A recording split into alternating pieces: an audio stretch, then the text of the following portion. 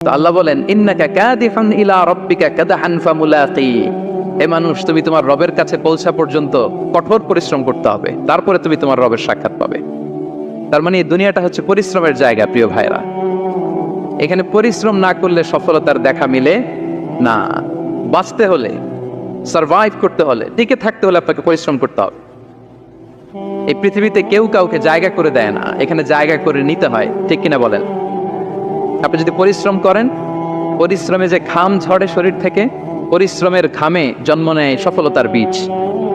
আপনি যখন হাড় ভাঙা পরিশ্রম করবেন, এই পরিশ্রমে যে লোনা পানি বেরোবে, যে ঘাম বেরোবে, এই ঘামেই জন্ম নেয় সফলতার বীজ। এবং সফলতার কোনো শর্টকাট হয় না প্রিয় ভাইরা। অনেকে অল্পতে সফল হতে চায়, শর্টকাট খুঁজে, আসে না? নাই না, সফলতার জন্য আপনাকে লং কাটে যেতে হবে। ওখানে কোনো লিফট থাকে না, সিঁড়ি বেয়ে উঠতে হয়। অনেকে চায় যে সফলতার লিফটে উঠবো,